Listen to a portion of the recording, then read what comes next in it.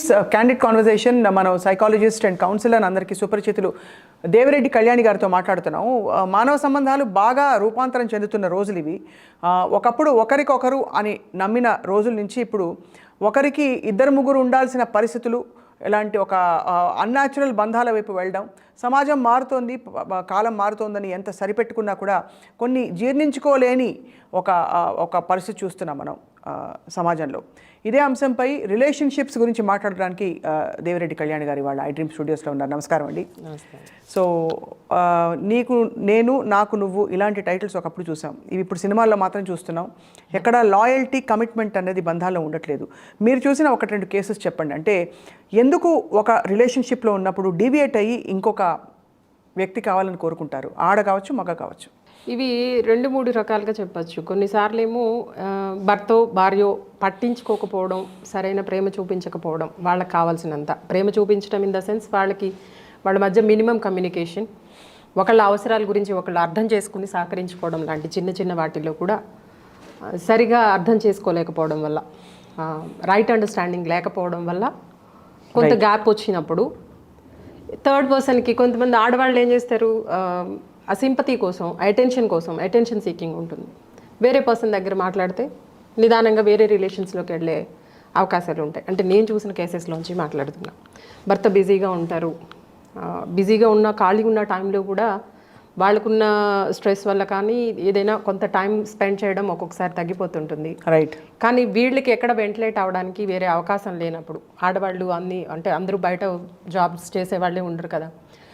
ఇంట్లో పనులు ఎలా ఉంటాయంటే మనం ఇప్పుడు చేసుకోవాలంటే చేసుకోవచ్చు, లేదా పోస్ట్పోన్ చేసుకుంటాం, అదే పనిని తర్వాత అయినా చేసుకుంటాం. సో ఇప్పుడు మరి ఈ పరిస్థితుల్లో మరి దీనికి రిలేషన్షిప్ అండ్ కమిట్మెంట్కి అర్థమే లేదు కదా. ఎందుకంటే అన్నీ బాగున్నప్పుడు నువ్వు నాకు టైం ఇచ్చి నేను నీకు టైం ఇచ్చినప్పుడే మనం కలిసి ఉంటాం.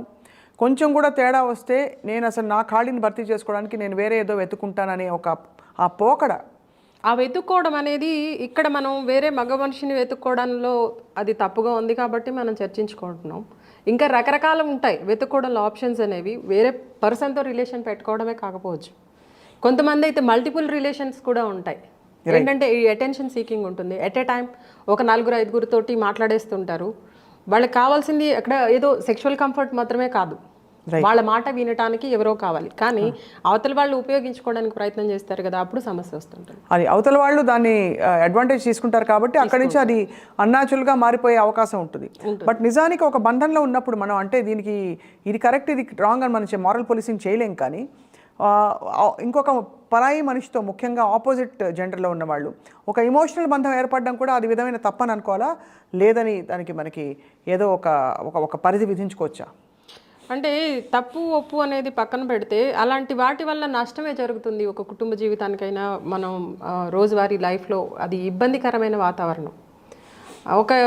ఒక రిలేషన్ అనేది బాగుండాలి, హస్బెండ్ వైఫ్ మధ్య బాగుండాలంటే ఎంతో కొంత టైం స్పెండ్ చేసుకుని ఏం జరిగిందని కొంచెం కేర్ తీసుకుంటున్నట్టు, నీకోసం నేను ఇది చేశానని భర్త లేదా భార్య, నీకోసం నేను ఈ టైంలో ఇది చేశానని కొంచెం ఆ కన్సర్న్ చూపించుకుంటే రిలేషన్ బాగుంటుంది. రిలేషన్షిప్ని ఎప్పుడూ కూడా సాఫీగా నడిపించడానికి ఇద్దరి మధ్య కమ్యూనికేషన్ కనుక స్ట్రాంగ్గా ఉంటే నేను ఇలా ఫీల్ అవుతున్నానని చెప్పుకునే ఆస్కారం కూడా ఉంటుంది. అవును. బట్ అది చాలా సందర్భాల్లో మిస్ అయిపోతూ ఉంటుంది. అవును. దానికి కారణాలు ఏంటండి? రకరకాలు. ఇప్పుడు పని ఒత్తిళ్ళు రకరకాలుగా ఉండొచ్చు. అందరి వర్క్ చేసే విధానం ఒకరా ఉండదు. అంటే టైప్ ఆఫ్ జాబ్స్ అనేది డిఫరెంట్గా ఉండొచ్చు. వాళ్ళు కొంతమంది ఎక్స్ట్రా టైం వర్క్ చేయాల్సి వస్తుంది, బిజినెస్ చేసే వాళ్ళు ఎక్స్ట్రా స్ట్రెస్ తీసుకోవాల్సి వస్తుంది. ఇలాంటప్పుడు ఇంట్లో ఉన్నప్పుడు వైఫ్ని గ్రాంటెడ్గా తీసుకోవచ్చు. రైట్. ఇంకా ఎప్పుడో నెక్స్ట్ నేను ఖాళీ ఉన్నప్పుడు తనకి స్పెండ్ చేస్తానని. అక్కడ ప్రేమ లేకపోవడం అనేది అని చెప్పలేం, తెలియకపోవడం కొన్నిసార్లు. సో అక్కడ మిస్అండర్స్టాండింగ్. ఆ టైం గ్యాప్ని ఏం చేయాలో తెలియనప్పుడు వైఫ్కి ఆ ఖాళీ టైం ఏం చేయాలో తెలియనప్పుడు ఎటుపోతారో కొన్నిసార్లు ఇలాంటి మిస్టేక్స్ జరుగుతుంటాయి. అండ్ అలాగే హస్బెండ్ వైపు నుంచి కూడా ఇంట్లో వైఫ్ అన్నీ సవ్యంగా చేసి పెడుతున్నా కూడా బయటికి దృష్టి పోవడానికి కారణం ఏముంటుందండి? మనం మేల్ నేచర్ అని ఒక పదం ఉపయోగిస్తుంటాము. అది జనరల్గా ఇంట్లో అన్నీ ఉన్నా కూడా అదే అంటున్నా, వైఫ్ని గ్రాంటెడ్గా తీసుకుంటారు. అన్నీ చేసి పెట్టినా కూడా ఇది ఎక్కడికి పోతుంది, ఇది ఉంటుంది. బయట అనేది ఎప్పుడు ఇంట్రెస్టింగ్ థింగ్. సైకాలజిస్టులు అదే చెప్తారు, వేరే వాళ్ళ ప్రాపర్టీని నేను ఏదో చేశాను అంటే అదొక పవర్ కిక్. దానికోసం కూడా మగవాళ్ళ నేచర్ అలా ఉండే అవకాశం. చాలామందికి రిలేషన్షిప్స్ ఒక డోపమిన్ అడిక్షన్ ఇస్తాయి. అంటే ఎలా అయితే ఇతర విషయాలకి బానిసలు అవుతారు, మద్యం కావచ్చు, సిగరెట్లు కావచ్చు, ఇంకోటి కావచ్చు, అలాగా కొంతమంది ఈ రిలేషన్షిప్స్లో ఆ చిగురించే రోజుల్లో వచ్చే హై ఫీలింగ్ని ఎంజాయ్ చేస్తారు. దానివల్ల కూడా మల్టిపుల్ రిలేషన్షిప్స్లోకి వెళ్ళిపోతారని సైకాలజిస్ట్ చెప్తారు. దీని గురించి వివరించాల్సిన. ఇది కరెక్ట్. ఇది టీనేజ్ పిల్లల్లో కూడా చూస్తుంటాము. ఆడపిల్లలు కనిపించిన అబ్బాయి అంతా వాళ్ళు ఏంటంటే ఆడపిల్లలకి వాళ్ళ ఫ్రెండ్స్తో మాట్లాడిన దానికన్నా అబ్బాయిలు బుజ్జి కన్నా బంగారం అని వాళ్ళు చూపించే కేర్ వేరుగా ఉంటుంది అబ్బాయిలు. సో దానికి ఎడిక్ట్ అయిపోతుంటారు. వేరే అంటే మనం ఈ సిగరెట్స్ గాంజానో ఈ అడిక్షన్స్ ఎలా చూపిస్తామో అంటే అక్కడ అందులో ఏవైతే సబ్స్టాన్సెస్ రిలీజ్ అవుతాయో ఈ లవ్లో కూడా అలాంటివే రిలీజ్ అవుతాయని ఒక రీసెర్చ్. ఏంటంటే హై ఇదిలో ఉంటారు, ఎక్కడ ఆ ఫీలింగ్స్ ఎంత బాగున్నట్టు అనిపిస్తూ ఉంటుంది. ప్రతిసారి అది కొత్త కొత్త పర్సన్ తోటి ఆ డోపమైన్ హిట్టింగ్ అనేది జరుగుతుంటుంది. పొగుడుతూ ఉంటారు కదా అవతల వాళ్ళు, అటెన్షన్ సీకింగ్లోనో లేకపోతే ఆ పొగడ్తలకి లొంగిపోయో. సో ఎడిక్షన్ లాగా మారిపోయిన వాళ్ళు కూడా ఉన్నారు. ఈ అబ్బాయి కాకపోతే ఇంకో అబ్బాయి మళ్ళీ కొత్తగా ఉంటుంది. అవును. సో అర్థం పర్థం లేకుండా వెళ్ళిపోతుంటాయి ఈ రిలేషన్. అలాంటి కేసెస్ మీరు చూసుంటారు. చూసాను. సో వాళ్ళని గ్రాడ్యువల్గా కౌన్సిలింగ్ తోటి వాళ్ళ పేరెంట్స్ని పిలిపించి వాళ్ళే వస్తారా లేకపోతే పేరెంట్స్ వస్తారా? మామూలుగా ఏదో ఒక ఇష్యూలో వాళ్ళ పరిస్థితి దొరుకుతుంది ఏం జరిగిందని. ఇప్పుడు అబ్బాయిలందరూ ఎక్కువ మందితో ఇంటరాక్ట్ అవుతున్నప్పుడు ఎవరో ఒకరు కంప్లైంట్ చేస్తారు ఈ అమ్మాయి ఇలా ఉందని, లేదా అబ్బాయిలు కూడా అలాంటి పనులు చేస్తుంటారు. సో ఎలాగోలా బయటపడుతుంటుంటాయి. ఇప్పుడు ఆల్కహాల్ అడిక్షన్కి వీటన్నిటికీ డి అడిక్షన్ సెంటర్స్ ఉంటాయి. మరి ఇలాంటి లవ్ అడిక్షన్కి ఎలాంటి డి అడిక్షన్ కౌన్సిలింగ్? వాళ్ళకి మైండ్ఫుల్నెస్ ఈజ్ మోర్ ఇంపార్టెంట్. చేయడానికి ఒక పని చేయడానికి ప్రేమించడానికి ఒక మనిషి అంటారే, చేసే పని కరెక్ట్గా ఉన్నప్పుడు, చేయడానికి కరెక్ట్గా ఒక పని దొరికినప్పుడు యువతలకు వస్తారు. రైట్. సో ఆ దిశగా మోటివేట్ చేయాలి వాళ్ళు మైండ్ఫుల్నెస్తో ఉండేటట్టు.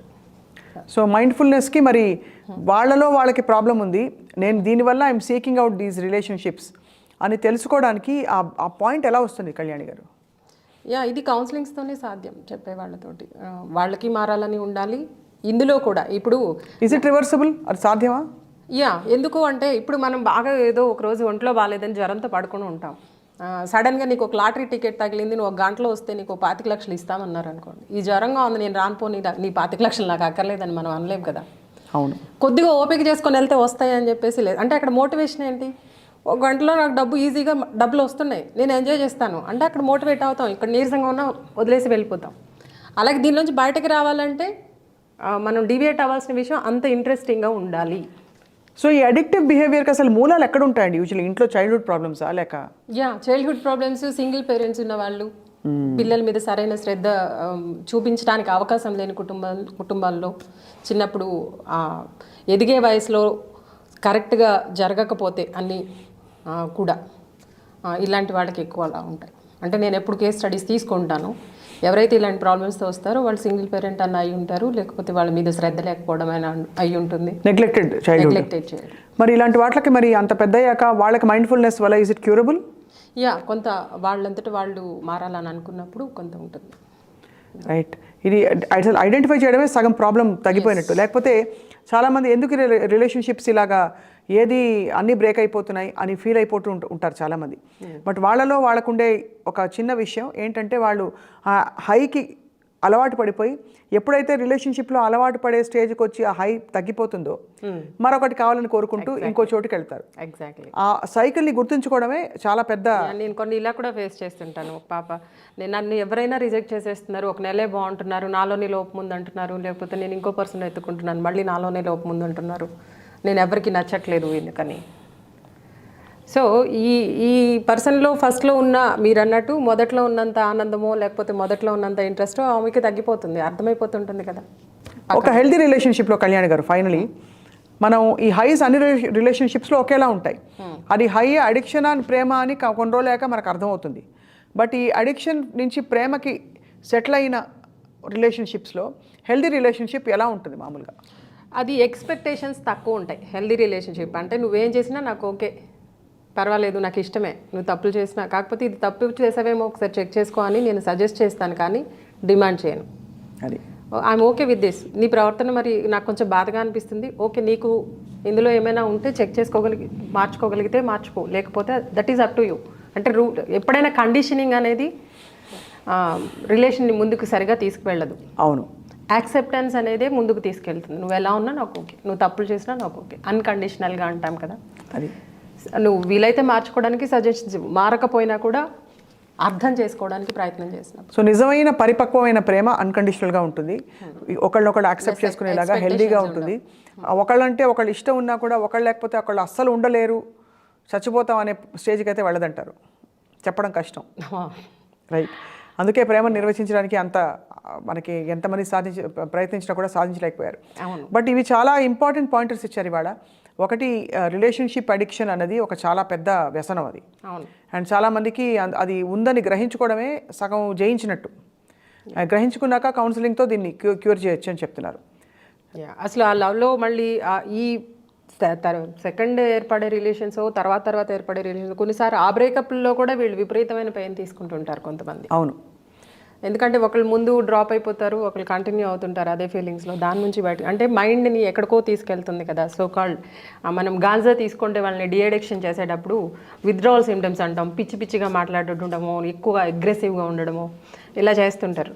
ఈ లవ్లో ఫెయిల్ అయిన వాళ్ళు కూడా ఎక్కువ కోపంగా ఉండడం, ఎక్కువ చిరాకు పడిపోవటం, దీని మీద కాన్సన్ట్రేషన్ లేకపోవడం, సమ్ టైమ్స్ డిప్రెషన్లోకి వెళ్ళిపోవడం, ఇలాంటివి జరుగుతుంటాయి. కళ్యాణి గారు, అబద్ధాలు చెప్తున్నారు మన పార్ట్నర్ అనడానికి ఏమన్నా కనిపెట్టే సూచనలు ఉంటాయి? వీటి మీద వీడియోలు చాలా చూసాం.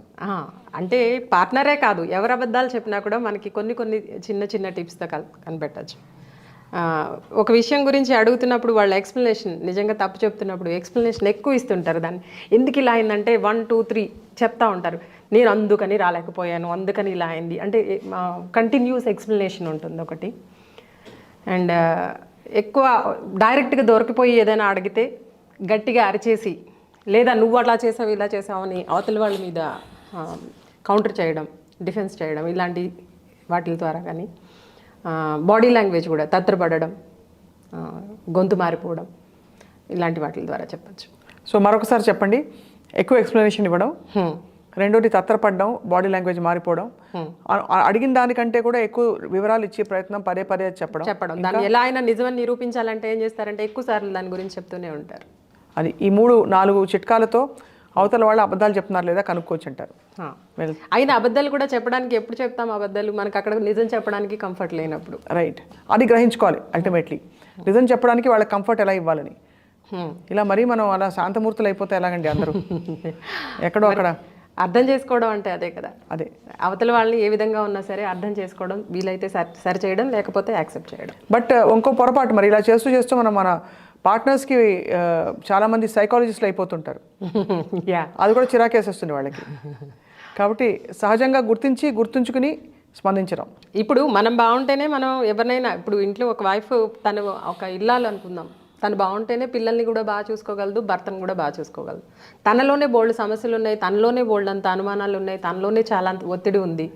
ఇంకా కుటుంబంలో వేరే వాళ్ళతో ఎలా ఇంటరాక్ట్ అవుతుంది? అది. సో ఫస్ట్ ఎవరికి వాళ్ళు నేను బాగున్నానా లేదా, నాలో ఎక్కడ ఇబ్బంది ఉందని ఎవరికి వాళ్ళకి సెల్ఫ్ చెక్ చేసుకోవడం, ఎక్కడ అర్థం చేసుకోవాలి. కానీ ప్రతి ఒక్కరికి కూడా కౌన్సిలర్ అవసరం అని అందుకే చెప్తుంటాను. ఈవెన్ నేను కూడా అప్పుడప్పుడు ఇంకో కౌన్సిలర్ దగ్గర వెంట అవుట్ అవుతుంటా. మనకు అర్థమవుతుంది. ఇప్పుడు అర్జునుడి గురించి చెప్తారు, యుద్ధం వదిలేశాడు అని. అప్పుడు శ్రీకృష్ణుడు మోటివేట్ చేస్తే మళ్ళీ యుద్ధం చేశాడు.